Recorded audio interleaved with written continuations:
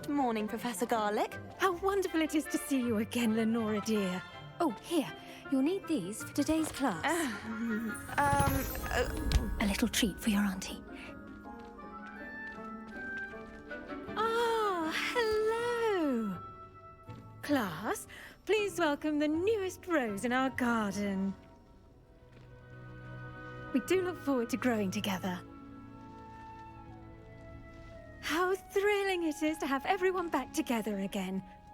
This year will be filled with enchantment and excitement, but the most important thing cultivated in herbology is knowledge. The prudent herbologist is no more afraid of the venomous tentacular than the bouncing bulb. Now then, today we will be acquainting ourselves with the mellifluous tuber known as the mandrake root. Accio. Let's see if we can't make our fibrous friends a bit more comfortable, shall we? First, let's protect our ears.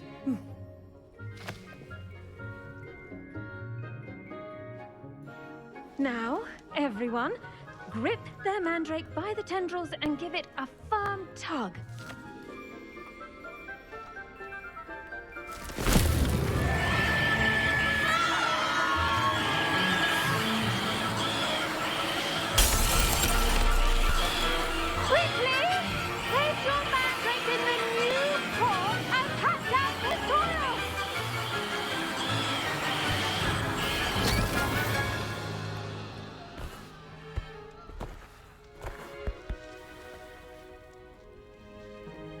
The soil should envelop the root like a warm, dirty blanket, putting the mandrake right at ease.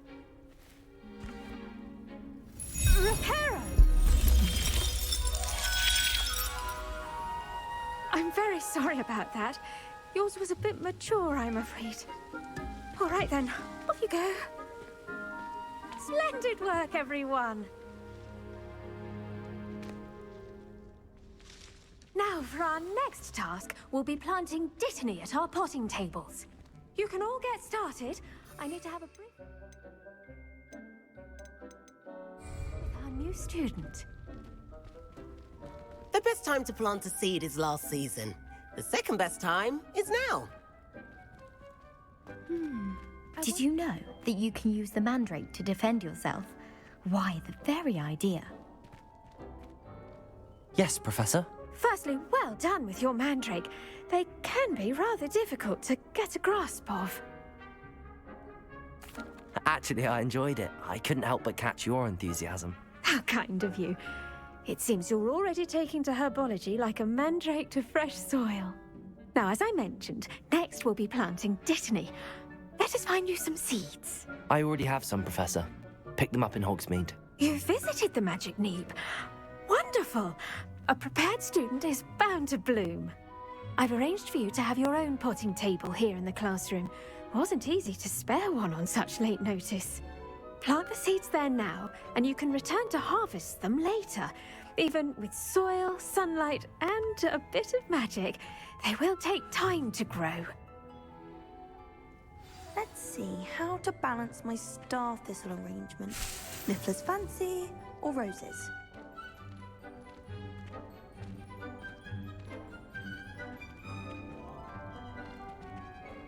Dittany's restorative properties make it a vital ingredient in the Wiggenweld potion, as you all should know from Professor Sharp's class.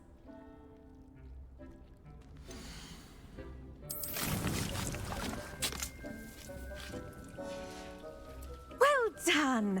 Once it can be harvested, your dittany will be ready to use in Wiggenweld potion. I'll let Professor Sharp tell you about that. Now, what say we branch out? Introduce you to a different sort of flora, the Chinese chomping cabbage. You'll find that some plants are better suited to uses outside of a cauldron. The cabbages do get testy without something to chew. Fortunately, I have a dummy for them to gnaw on. Be a dear and let them have a good chomping. Yes, Professor. They're in the other greenhouse. It's just at the end of the footbridge leading out of this room. Your classmate, Mr. Pruitt, has kindly offered to accompany you. Come back and see me when you're finished. Oh, and mind your fingers. They Do bite.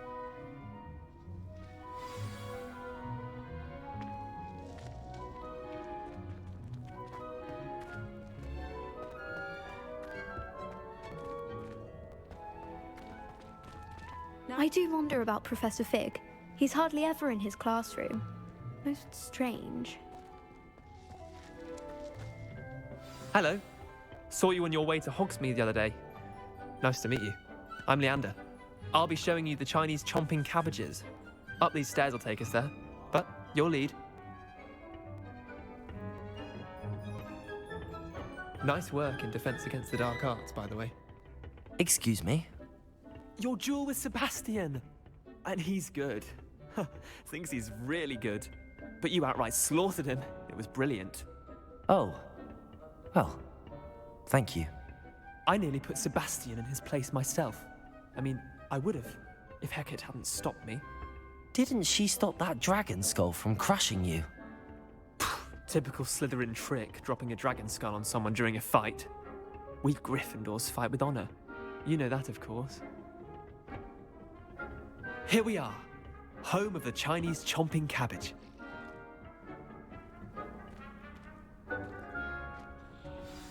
Go. Now, see that dummy? Just toss the cabbages at it, and they'll do the rest.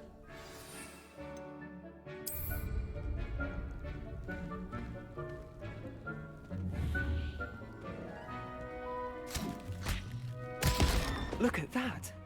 They'll chomp on anything they can get their mouths on. Mum planted some in her garden last year to keep the gnomes out. Did save her the de-gnoming, but they left her honking daffodils in tatters. Vicious little bastards, aren't they? My kind of plants. Not like stupid booba-tubers and bouncing bulbs. The kind of plants that'd have your back in a fight. Not saying you can't go it alone, but, well, imagine that wasn't a dummy. Just because those cabbages will chomp on a dummy doesn't mean they do the same on, say, a goblin. It's chaos out there. Trolls in Hogsmeade and such. You can't be above throwing a cruciferous vegetable if necessary. Dogweed and deathcap has more of them, if you're keen. Other plants too. Ones your parents wouldn't plant in the garden. You get the idea. Anyway, we probably ought to head back to class. Take your time. I'll see you back in class.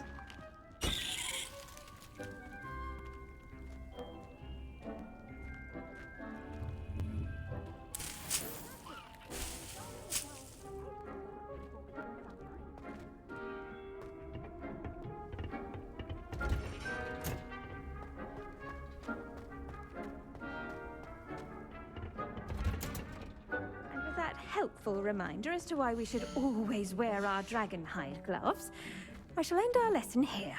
Terribly sorry, Mr. Clopton. I tended to the Chinese chomping cabbages, Professor. Remarkable plants, aren't they? I hope they weren't too much trouble. Oh, don't see any bite marks or missing digits. And good, as you do seem to be quite green-fingered. Oh, I'm eager to see your skill in the soil continue to blossom. Magical plants have so much to offer. I'm eager to learn more. I'm glad.